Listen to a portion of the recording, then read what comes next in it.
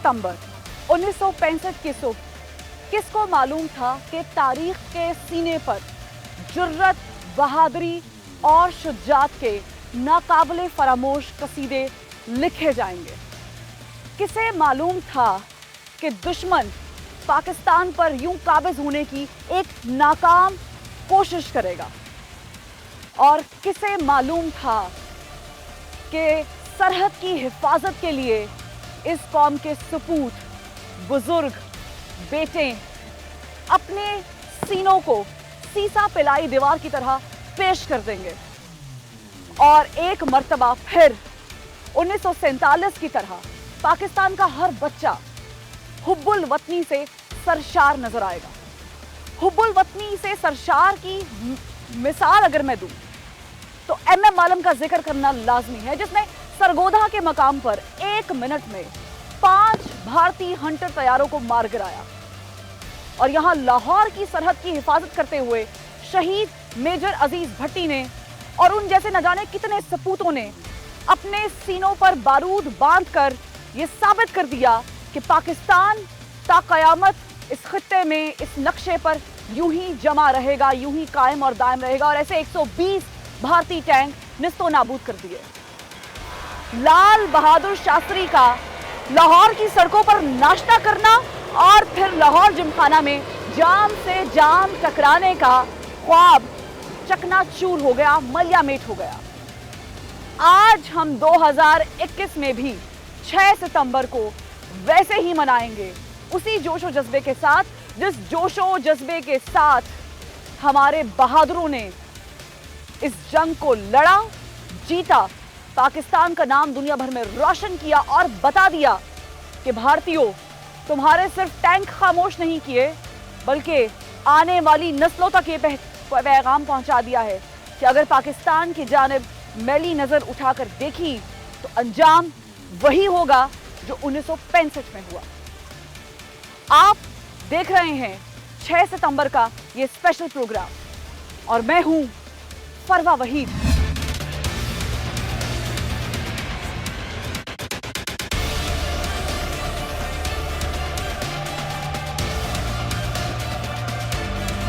जब हम बहादुरी, शुजात की बात करते हैं तो एक नाम जो है उसे डिस्कस ना किया जाए तो बड़ी ज़्यादती हो जाएगी। वैसे तो बहुत सारे नाम हैं जो हम ले सकते हैं शहदा के, लेकिन एक नाम जो हम अपने निसाब में पढ़ते आए हैं, जिसकी बहादुरी की मिसालें हमें हमारे बड़े देते रहे हैं और जिस तरीके से उन्होंने मुकाबला किया 1965 की उस जंग में, वो भी काबिल तारीफ़ है।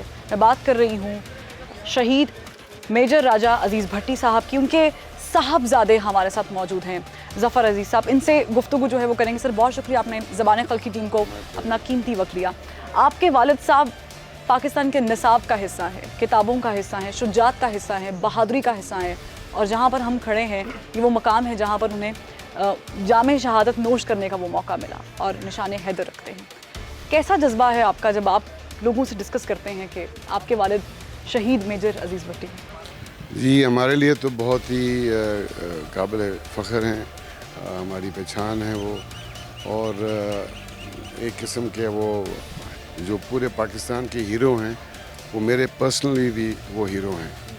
और जो चीज़ें वो अपनी लाइफ में करते थे, हमारी कोशिश होती है कि हम उनको एमुलेट करें और उनके नक्शे कदम पे चलें, क्योंकि बड़ी अच्छी, नेक और सुलझी हुई ज़िंदगी उन्होंने गुजारी। आपकी कितनी मुलाकातें वालिद साहब के साथ यादगार रही हैं, कोई एक डिस्कस करना? जी, मैं उस वक्त 16 का था जब वो शहीद हुए, और मैं था क्वेटा में, मैं पढ़ रहा था वहाँ। जब उनकी वहाँ क्वेटा से ट्रांसफ़र हुई तो उन्होंने मुझे कहा कि आप यहाँ अभी बोर्डिंग में रहो, क्योंकि तुम्हारा लास्ट ईयर है और भी बहुत ज़रूरी ईयर है। सीनियर कैम्ब्रिज कर रहा था मैं, तो मैं जून में उनसे मुलाकात हुई लास्ट मेरी, और फिर मैं वापस चला गया। तो मुझे वहाँ उन दिनों में आपको पता है कि ना कोई टेलीफोन थे ना मोबाइल से, तो मुझे ये ख़त मेरे दादा का मेरे प्रिंसिपल ने दिया जो बोर्डिंग का था। उसने कहा कि ये आपके दादा का ख़त है, तो वो उसमें उन्हें बताया कि हमारे वालिद शहीद हो गए और बड़ी बहादुरी से लड़ते हुए। सारे ऑफिसर्स ने मुझे बताया, मैंने भी उनसे पूछा। उस वक्त निशान हैदर अनाउंस नहीं हुआ था, तो नेचुरली वो लोग भी वहाँ, इट्स अपसेटिंग तो होता है, बहुत ज़्यादा शॉक में होता है बंदा।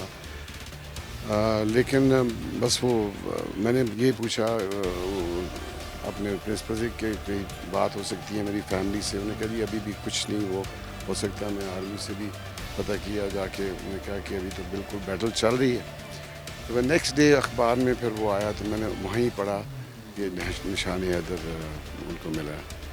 और उस वक़्त कोई अजीब सी कैफियत थी कि एक दफ़ा आपने यू लॉस्ट योर फादर और दूसरी दफ़ा लोग कोई सोच कर रहे हैं, कोई मुबारक दे रहा है, तो इट्स वेरी मिक्स। हाँ, but it was a matter of great comfort to us कि जी he died in a very doing a very big deed, you know. और बड़ी इंपॉर्टेंट जगह पे थे। यहाँ से उन्होंने BRB नहीं क्रॉस करनी थी किसी। बिल्कुल। मैंने कहा यहाँ से नहीं आगे जा सकते।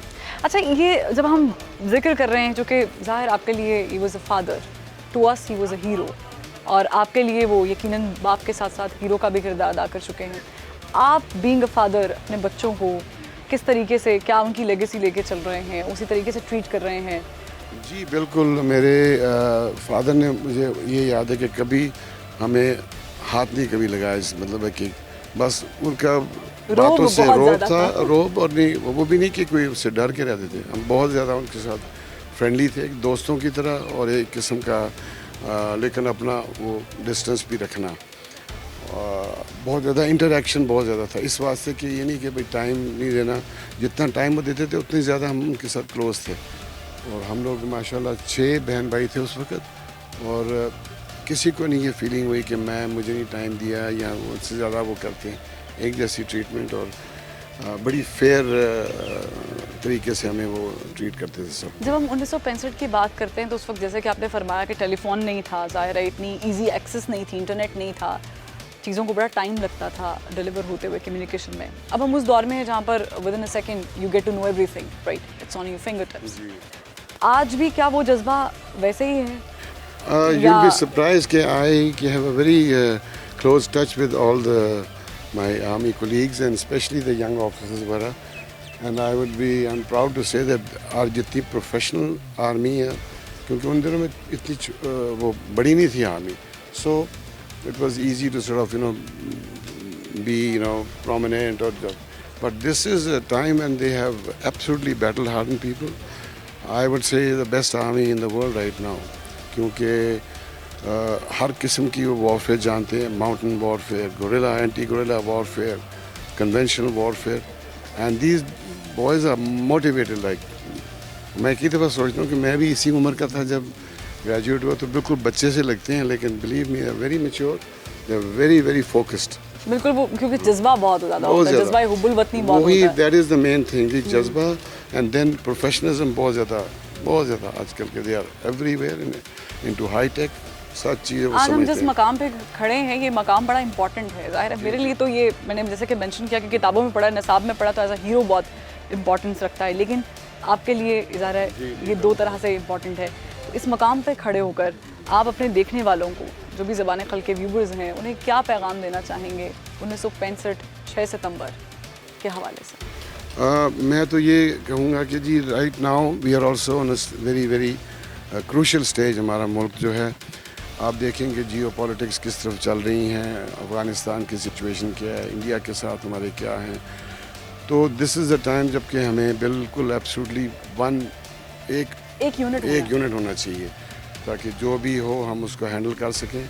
माशाल्लाह we are under very capable hands, they are in a perfect fit, they are in a merge. जी बिल्कुल, और यही होना चाहिए, and everybody knows their duties. I have great hopes. I would say within few years this country is going to be transformed into one of the strongest powerhouses. इंशाल्लाह। और आपसे गुफ्तगू करके बहुत अच्छा लगा, क्योंकि मेरे लिए तो ये यकीनन एक ख्वाब, ड्रीम कम्स ट्रू वाली सिचुएशन है। आपने ज़बान खल की टीम को दिया बहुत शुक्रिया। ये मकाम मैं एक दफ़ा फिर रजिस्टर करा दूँ, ये वही मकाम है जहाँ पर आपके हीरो, मेरे हीरो, हम सबके हीरो शहीद मेजर राजा अजीज़ भट्टी ने जामे शहादत नोश के, यहाँ पर ज़ाहिर है उन्होंने बड़ी हिम्मत से मुकाबला किया, और जैसा कि बताया उनके साहबजादे ने कि वो BRB नहर उन्हें केनाल क्रॉस नहीं करने दिया। तो ये जज्बा आज भी हमारे नौजवानों में मौजूद है। इस जज्बे से सरशार हैं हमारे पाकिस्तानी, ख़ास करके हमारी फोर्सेस। मेरे पीछे जो आप ये नहर देख रहे हैं जिसे हम BRB केनाल के नाम से जानते हैं, यानी बम्बावाला रावी बेदियाँ केनाल, ये आज भी ऐसे ही जारी और सारी है। और जिस मकाम पर मैं यहाँ पर खड़ी हूँ ये है बेसिकली शहीद मेजर राजा अजीज़ भट्टी मकाम, जहाँ पर दुश्मन ने वार किया और यहाँ पर शहीद मेजर अजीज़ भट्टी ने जामे शहादत नोश किया। वैसे तो शुजात की, बहादुरी की बहुत सारी मिसालें हैं और जितनी भी मिसालें दी जाएं कम है, जितने भी नाम शहदा के लिए जाएं कम है, जितने भी गाजियों का जिक्र किया जाए कम है। 16 पंजाब रेजिमेंट, 16 पंजाब रेजिमेंट ने भरपूर जवाब देते हुए, भरपूर जवाब के साथ उनका मुकाबला किया और इस तरह से पाकिस्तान लाहौर के बगैर कभी नहीं हुआ। लाहौर आज भी पाकिस्तान का हिस्सा है और फिर पूरा इलाका वागुजार कराया गया और फिर भारतीय फौजियों को भगाया गया। जब 1965 की जंग की बात की जाती है तब तक हम शहदा को याद करते हैं, लेकिन उसके साथ गाजियों का जिक्र करना भी बड़ा ज़रूरी है, क्योंकि ये वो लोग हैं जो बताते हैं कि किस तरीके से दिन रात लड़ते हुए भारत को वापस भेजा गया और बताया गया कि पाकिस्तान अब पाकिस्तान ही रहेगा, यहाँ पर किसी को काबिज होने नहीं देंगे। तो इसी पर बात करेंगे। हमारे साथ एक गाजी ही मौजूद हैं, ब्रिगेडियर रिटायर्ड शेर अफगन साहब। सर बहुत शुक्रिया, आपने ज़बान खल की टीम को वक्त दिया। सवाल बड़ा छोटा, सादा और बहुत पुराना है। 1965 की जंग, क्या यादें, क्या तलखियाँ? 1965 की जंग जो है ये पूरी पाकिस्तानी कौम ने हिंदुस्तान के साथ लड़ी। इसमें जहां पाकिस्तान आर्मी को दादे शुजात दी जा सकती है, वहाँ पर पाकिस्तानी कौम को भी सलाम पेश किया जाना चाहिए कि उन्होंने पाकिस्तान फ़ौज की पूरी इमदाद की, मॉरली, मटीरियली, सोशली, कल्चरली। जब कौमें मुत्तहिद हो जाती हैं तो उनको कोई शिकस्त नहीं दे सकता, और अगर कौमें बिखर जाएं तो उनके छोटे से छोटे दुश्मन से भी वो हार जाती हैं। और 65 वॉर ये इसकी मिसाल है कि एक बड़ी कलील तादाद ने अपने से 8 गुना बड़ी फ़ौज को शिकस्त। हम पाक आर्मी की बात करते हैं और फिर हम 1965 की जंग की फतह की बात करते हैं तो हम एयरफोर्स की भी बात करते हैं। जाहिर है हमारा दिफा मजबूत था, तभी हमने ज़मीनी बड़ी जो है फ़ौज वो तो मजबूत थी ही और पाकिस्तान की बड़ी फ़ौज में है, लेकिन जो फ़िज़ाइया ने किरदार अदा किया उसको भी अप्रिशिएट करना बड़ा ज़रूरी है। तो इस पर आप क्या कहेंगे? Pakistan air force is second to none in the world. It has created history in the world air warfare, और उसमें हमारे कई ऐसे एयर फोर्स के बहादुर अफसर हैं जिनका नाम लिया जा सकता है, जिन्होंने के तारीख़ रकम की है एयर फोर्स की हिस्ट्री में। और उन्होंने इंडियन एयर फोर्स को इतना खौफ उनके ऊपर तारी कर दिया कि वो अपने जहाज़ उड़ाने के लिए तैयार ना थे। हमने भागने पर मजबूर कर दिया। एक आखिरी सवाल करूंगी, शौदा की फैमिली से बात की, जज्बा काबिल दीद है, यकीनन शहीद की जो मौत है वो कौम की हयात है, लेकिन एक गाजी का जज्बा कैसा होता है ये शेयर कीजिए। गाजी भी अपनी शहादत की तैयारी करके गया, दुआ करता है, और वो हर वक्त उसको he wants to embrace शहादत। This is the spirit of the Pakistan Army।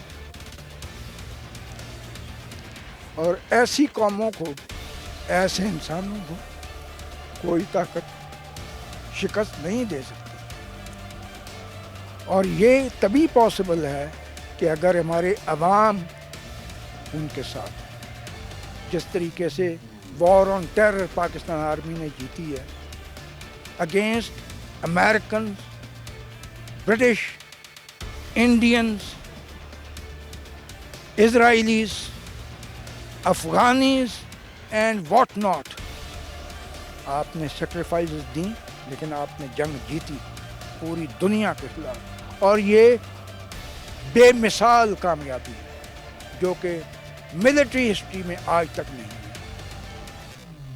मैं अपने आपको खुशकिस्मत समझती हूँ कि मैं एक गाजी के रूबरू खड़ी हूँ और सल्यूट है आपको और उन तमाम शहदा को, उन तमाम गाजियों को जिन्होंने आपकी तरह बहादुरी का मुजाहरा करते हुए ना सिर्फ दुश्मन को ये बताया कि तुम अब वापस चले जाओ, बल्कि उसे ये सबक भी याद कराया कि दोबारा अगर ऐसी जुर्रत या हिम्मत की तो Pakistan army, Pakistan navy, Pakistani air force वैसे ही पेश आएगी जैसे वो एक्सपेक्ट भी नहीं कर पा रहे। यानी अगर आप हमारी तरफ मैली आंख उठाकर देखेंगे तो हम आपको लगा पता देंगे। ये एक गाजी का जज्बा है, शहदा का जज्बा है और एक कौम की हैसियत से ये मेरा भी जज्बा है, क्योंकि प्रोग्राम रिकॉर्ड कर रहे हैं और जज्बा ज़ाहिर है हर शख्स में होता है, हुब्बुल वतनी होती है और ये अपील भी है कि आप भी वतन से उतनी ही मोहब्बत करें, उतनी ही इज़्ज़त और एहतराम के साथ पेश आएँ जैसे कि आप एक्सपेक्ट करते हैं, किताबों में पढ़ते हैं कि हमारे गाजियों ने किया या हमारे शहदा ने किया।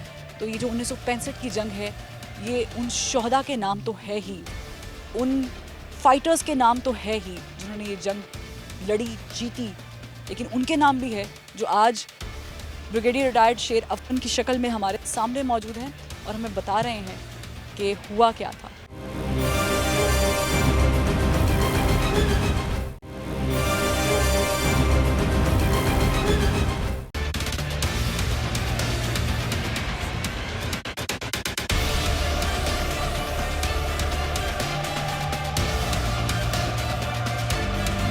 शहीद जिंदा रहता है और उसके साथ साथ उसकी यादें भी। और शहीद के जो अहले खाना होते हैं वो बड़े फ़ख्र के साथ ये कहते हैं कि उनके बेटे ने, भाई ने या शौहर ने शहादत जो है उसका रुतबा पाया है। मैं इस वक्त एक शहीद की फैमिली के साथ मौजूद हूँ, नायब सूबेदार निसार अहमद साहब, और उनकी बेटी भी यहाँ पर मौजूद है, उनकी ज़ौजा भी यहाँ पर मौजूद हैं। और ये जो मौका है ये शहदा को याद करने का है, तो मैं इनसे बातचीत करती हूँ। अस्सलाम वालेकुम। क्या नाम है आपका? मेरा नाम फरहीन निसार।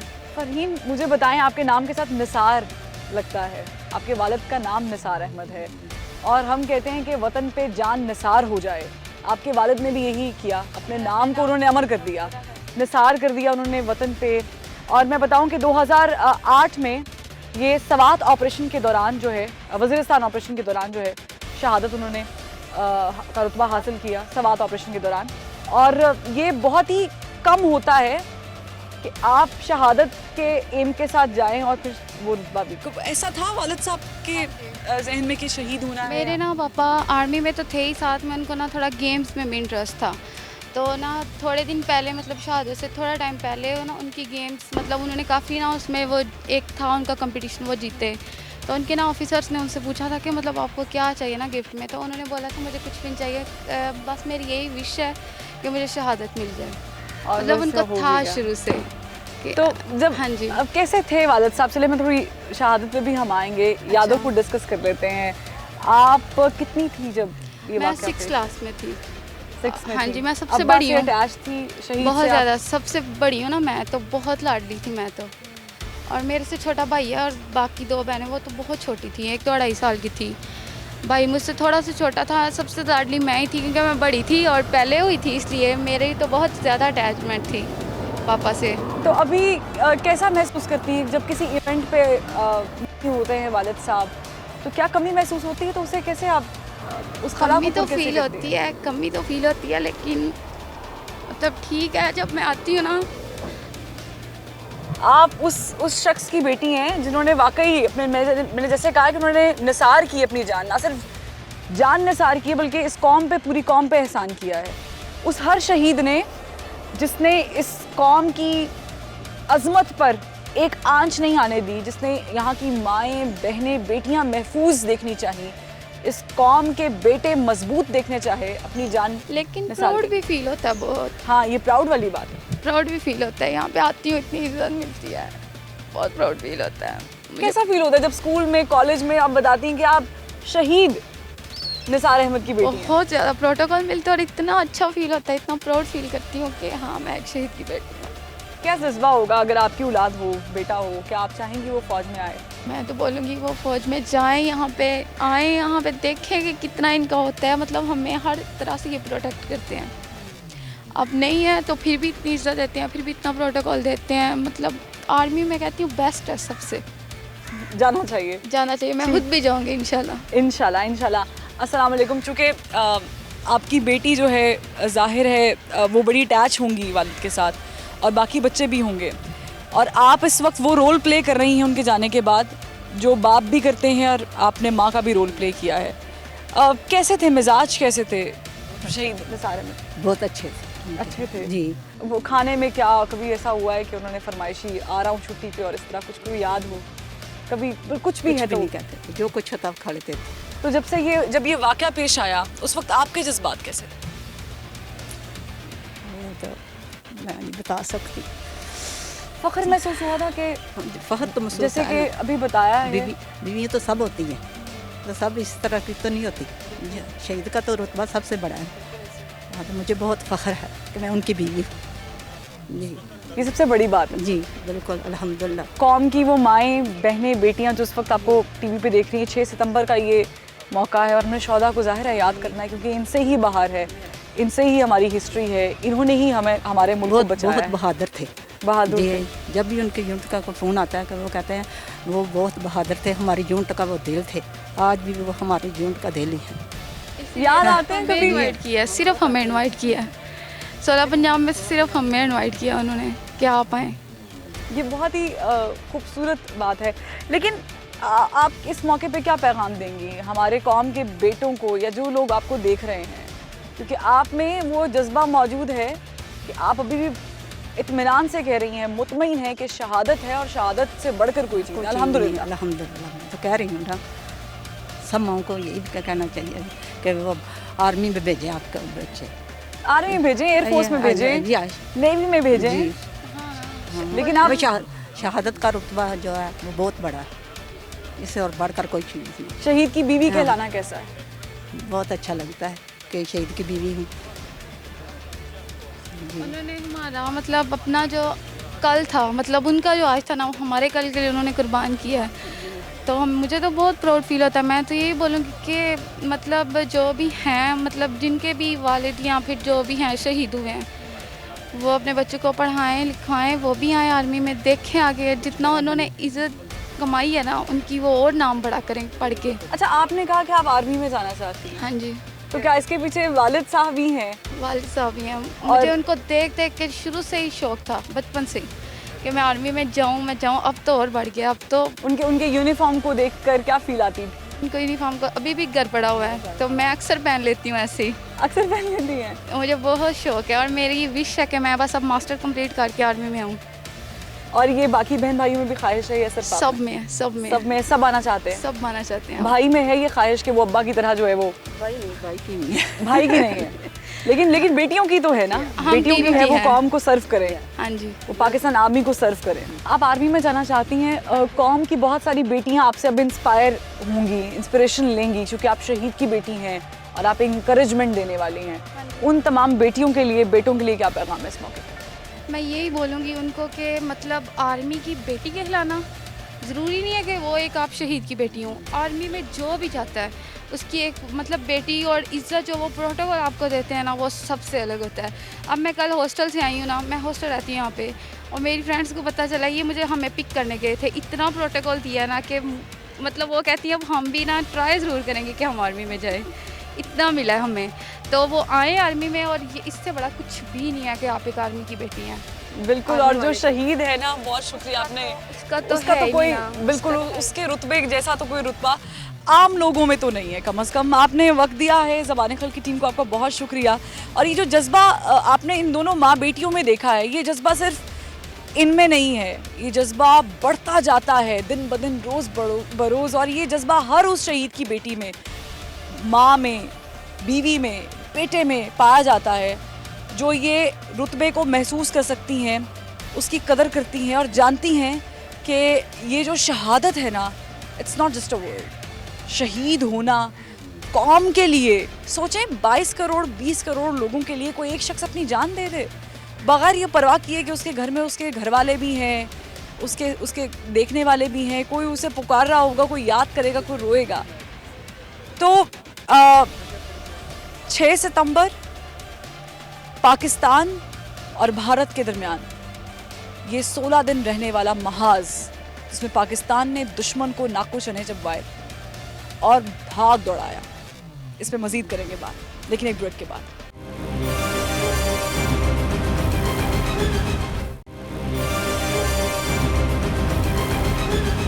मैं इस वक्त मौजूद हूँ आर्मी म्यूज़ियम लाहौर में, और ये जो जगह है ये बिलखुसूस रिलेटेड है शहदा से, क्योंकि पाकिस्तान आर्मी जो है जो मुख्तलिफ जंगें लड़ चुकी है, इसमें कौन सा सामान इस्तेमाल किया गया, कौन से दुश्मन के टैंक हमने कब्जे में लिए, तमाम तर चीज़ें मैं आपको दिखाऊंगी।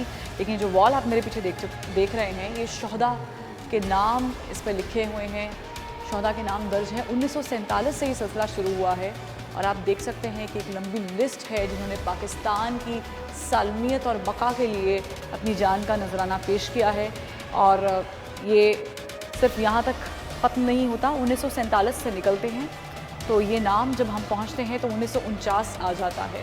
तो बिल्कुल ये 1949 है, 50 है, 49, 50 और फिर यूँ करके 65 की जंग जिसके बारे में हम जिक्र कर रहे हैं, 6 सितंबर 1965, 17 दिन ये जंग चली, और इस जंग में दुश्मन को भागने पर मजबूर किया गया, लेकिन उसकी बड़ी कीमत पाकिस्तान ने चुकाई है, अपने सुकूत गवाकर शहादत का रुतबा बेसिकली उन्होंने हासिल किया। तो शहादत तो एक बड़ा बहुत ही अजीम और बड़ा लफ्ज़ है, लेकिन शहीद के साथ साथ हमें ये जुर्रत और बहादुरी भी मिलती है कि हम जब शहीद को कहते हैं कि फ़लाँ शहीद हुआ और जंग में उसने अपनी जान का नजराना पेश किया, तो एक हौसला हम में भी आ जाता है।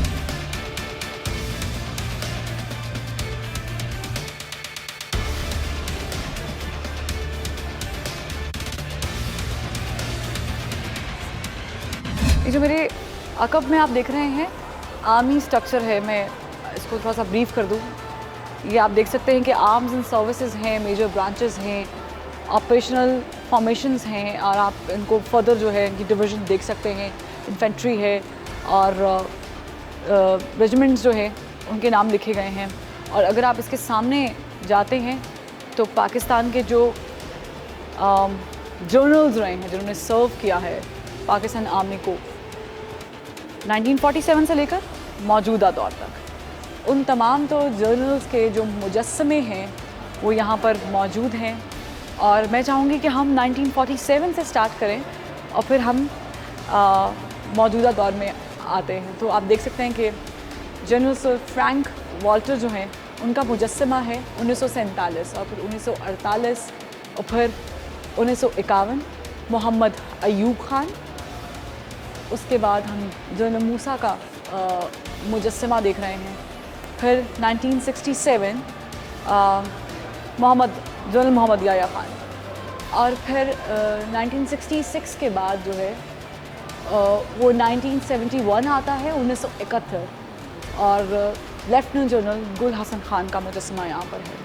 फिर 1972 जनरल टिका खान, और फिर 1972 के बाद 1976 ज़ियाउल हक साहब, और उसके बाद 88, और फिर इस तरह ये चल रहा है सिलसिला। और तमाम तर जनरल्स के जो मुजस्समे हैं जिन्होंने सर्व किया है वो यहाँ पर नस्ब हैं, मौजूद है, उनकी हिस्ट्री भी यहाँ पर लिखी गई है। 1998 में मौजूद हूँ, और जनरल परवेज़ मुशर्रफ का ये मुजस्समा है। उसके बाद 2007 जनरल अशफाक परवेज़ कियानी साहब,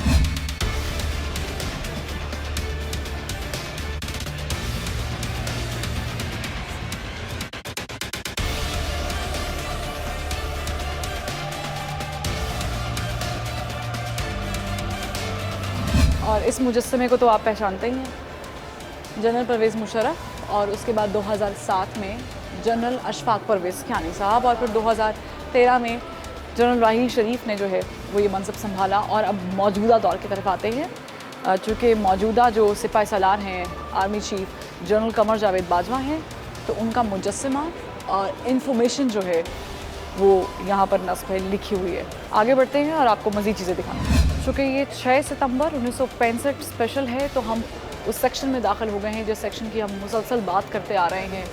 ये है वो जंग जिसमें भारत को शिकस्त खुर्दा होना पड़ा और फिर भागना पड़ा। वो जो एक कोशिश उन्होंने की थी नाकाम सी, वो आपके सामने ही है। ये पूरी हिस्ट्री यहाँ पर लिखी गई है, किस तरीके से पाक फ़ौज ने ना सिर्फ बरी बल्कि फ़ज़ाइया ने भी अपना किरदार जो है इसमें अदा किया। और ये लाहौर सेक्टर में जो हमला हुआ उसकी पूरी हिस्ट्री लिखी गई है। ये तस्वीरें उस वक्त की हैं, आप ये देख सकते हैं, ये पूरी हिस्ट्री है। ये सिर्फ तस्वीर नहीं है, एक तस्वीर 1000 लफ्ज़ पर भारी है। तो ये पूरी हिस्ट्री, ये पूरा मैप, यहाँ पर रोंगटे खड़े हो जाते हैं क्योंकि ये वो सेक्शन है जिसकी आज हम बात कर रहे हैं, जिससे ये दिन मंसूब है हमारा डिफेंस डे। तो ये जो डिफेंस है ना, ये नाम ही इतना, लफ्ज़ बहुत बड़ा है, वो आपको यहाँ आकर फील होगा कि डिफेंस बेसिकली करते कैसे हैं। जब ये गन्स हाथों में होंगी और जज्बा होगा वतन को बचाने का, अपने मुल्क को, अपनी कौम को बचाने का, तो फिर आप सोच सकते हैं कि क्या जज्बात होते होंगे। ये तमाम तर जो गन्स हैं, जो वेपन्स हैं, ये इस्तेमाल किए गए थे मुख्तलिफ एराज़ में वक्त में, लेकिन 1965 के साथ ये मंसूब हैं। इसी तरह यहाँ पर मेजर अजीज़ भट्टी शहीद को निशान हैदर, जो उनकी पोस्ट है, उसके बारे में तमाम तर इंफॉर्मेशन जो है वो यहाँ पर लगी हुई है। ये तमाम तर तस्वीरें आप देख सकते हैं कि यहाँ पर लगाई गई हैं। और अगर आपको मैं लेफ़्ट साइड पर लेकर जाऊँ तो ये पाकिस्तान का नक्शा, और पाकिस्तान के नक्शे पर पाकिस्तान के शहदा की तस्वीर।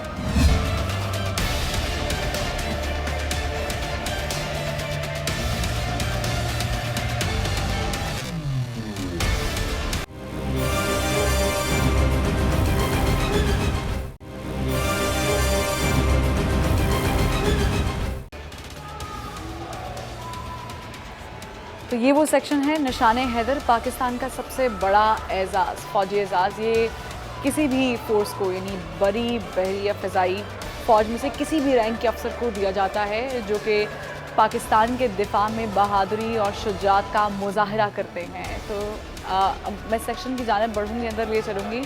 यहाँ पर वो तमाम तर नाम शामिल हैं, उनके मुजस्समे नस्ब किए गए हैं जिन्हें आप अपने निसाब में पढ़ते रहे हैं, हिस्ट्री की किताबों में पढ़ते रहे हैं, और जिन्हें निशान हैदर से नवाजा गया है, और जिन्होंने यकीनन इस कौम के बचाव के लिए, बका के लिए अपनी जान की परवाह नहीं की और अपनी जानों पर खेले हैं। तो यहाँ से मैं स्टार्ट करना चाहूँगी। कौन नहीं जानता ये नाम, हवलदार लालक जान। तो यहाँ पर उनका मुजस्समा जो है वो नस्ब किया गया है, और इन्होंने जो है वो पाकिस्तान आर्मी को सर्व किया और जामे शहादत जो है वो नोश किया। फिर यहाँ पर आ जाएं तो आपको कैप्टन कर्नल शेर खान का मुजस्समा जो है वो नज़र आता है। इन्होंने भी जामे शहादत जो है वो नोश किया, और इन्होंने भी बड़ी काबिलियत के साथ जो है वो पाकिस्तान को सर्व किया है।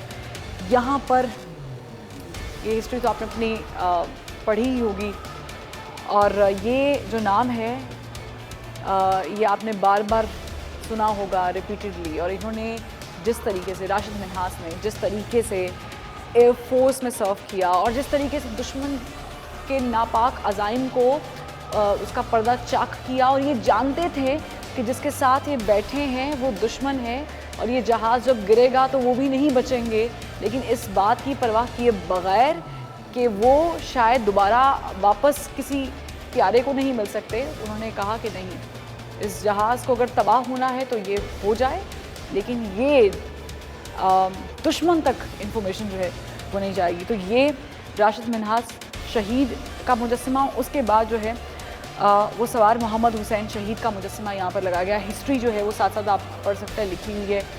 लांस नाइक मोहम्मद महफूज शहीद को निशान हैदर दिया गया है। तमाम तर निशान हैदर जो हैं जिन जिन शहदा को दिए गए हैं वो आपके सामने हैं, उनके नाम लिखे हैं, उनकी हिस्ट्री लिखी हुई है।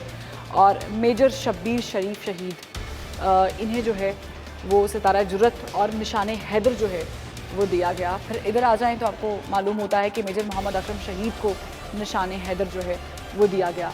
फिर यहाँ पर मेजर राजा अजीज़ भट्टी शहीद और उनका मुजस्समा जो है वो है, और इन्हें भी निशान हैदर से नवाजा गया, निशान हैदर दिया गया।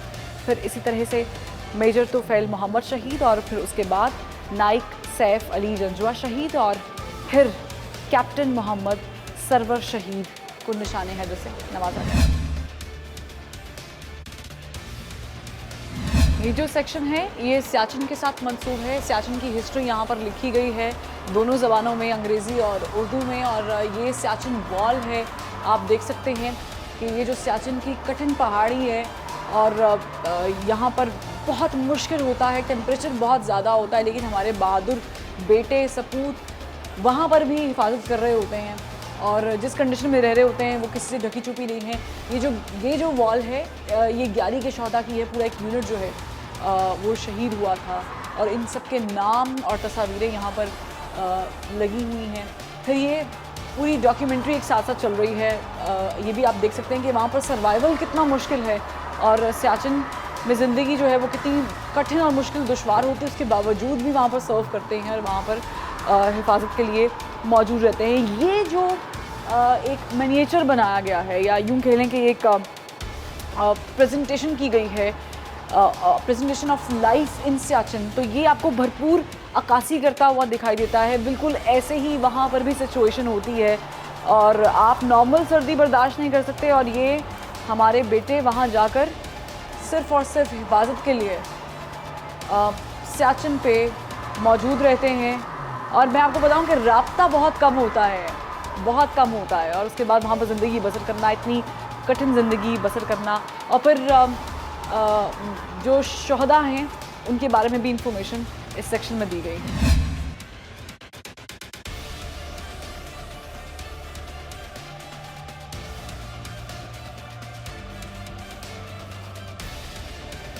जिस सेक्शन में मैं इस वक्त मौजूद हूँ ये है रीबर्थ ऑफ नेशन, यानी कौम की हयात दो। मेरे पीछे आप जो ये देख सकते हैं, ये कोशिश की गई है कि उस चीज़ को प्रेजेंट किया जाए जो 14 अगस्त 1947 के बाद हुआ, औरतों की के साथ जबरी ज़्यादती, उन्हें अबैंडन करना, उसके अलावा कत्लो गारत हुई और हमारे बच्चे उन्हें मारा गया, हमारे बुज़ुर्गों पे जुल्म किया गया।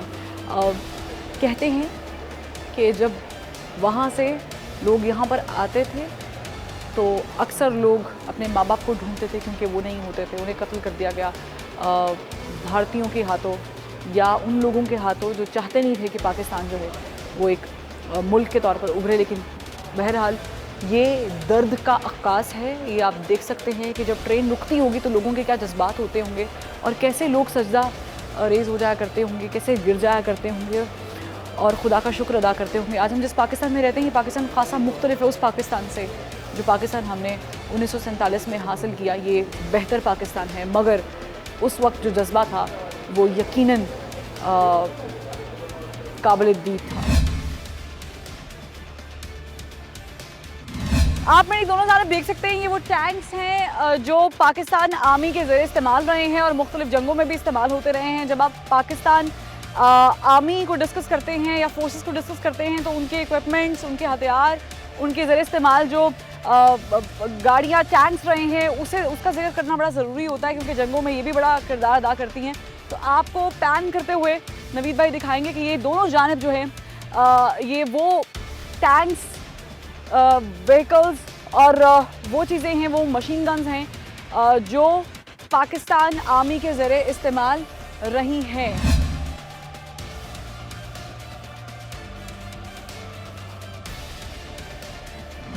6 सितंबर 1965 का वो दिन जिस दिन भारतीय फौज ने भरपूर कोशिश की कि पाकिस्तान को किस तरीके से कब्जे में लिया जाए और ये कहना लाल बहादुर की जानिब से कि हम नाश्ता लाहौर में करेंगे और फिर जिम खाना में जाम के साथ जाम टकराएंगे। और फिर जो उसके बाद हुआ वो भी आपने पढ़ रखा है, देख रखा है। आर्मी म्यूज़ियम बहुत सारी हिस्ट्री अपने अंदर समेटे हुए है, जहाँ जब आप यहाँ पर आएंगे तो आपको पता चलेगा। लेकिन बहरहाल ये मेरे पीछे मौजूद टैंक्स इस बात का सबूत हैं कि जब रेडियो पर ये पैगाम दिया गया कि अब 10 करोड़ आवाम का ये इम्तिहान है क्योंकि भारतीय फ़ौज ने पाकिस्तान पर लाहौर से हमला कर दिया है, लाहौर की जानिब से, तो फिर बहुत सारी चीज़ें जहन में आई। हमारे बुज़ुर्ग बेटे, हमारे भाई तैयार हो गए कि पाकिस्तान को किस तरीके से हासिल करना है और पाकिस्तान को यूं ही कायम दायम रहना है। हमने पाकिस्तान को गंवाना नहीं है, उसके लिए चाहे हमारी जान चली जाए। और फिर जाने गई भी, बहुत जाने गई भी। और ये सिलसिला वहाँ पर थमा नहीं, रुका नहीं, ये सिलसिला आज तक जारी और सारी है। किसी ना किसी तरीके से भारत की हमेशा से कोशिश होती है कि पाकिस्तान को वो कहीं ना कहीं से डैमेज करे, सबोटाज करने की कोशिश करे। लेकिन पाकिस्तान हमेशा मुंह तोड़ जवाब देता है, जैसे कि 1965 में दिया। आप कभी भी किसी से पीछे नहीं हैं, ये आपको 1965 की जंग सिखाती है और बताती है। अपने से 3 गुना बड़ी फौज का किस शुजात और बहादुरी के साथ मुकाबला किया पाकिस्तानी फौज ने, इसकी मिसाल आपको दुनिया में कहीं और नहीं मिलती है। एक नई तारीख रकम की गई। भारत जिसके मजमूम अज़ाइम आपके सामने है, जो चाहता था कि पाकिस्तानी फौज तो बहुत छोटी सी फौज है, पाकिस्तानी लोग तो बहुत कम लोग हैं, हम तो इन्हें यूं काबू में कर लेंगे। आज मालूम होता है कि यूं काबू में नहीं किया जा सकता। ये पाकिस्तान है और पाकिस्तान के लिए हमारा हर बेटा, हमारा हर भाई यूं ही तैयार रहेगा, सीसा पिलाई दीवार की तरह, क्योंकि ला इलाहा इल्लल्लाह मुहम्मद रसूलुल्लाह के मानने वाले, के पैरोकार हमेशा पाकिस्तान की सालमियत और बका के लिए अपनी जान की परवाह किए बगैर बॉर्डर्स पर सीना तान के कहते हैं, पाकिस्तान जिंदाबाद। फरवा वहीद को इजाज़त दीजिए, अल्लाह हाफ़िज़।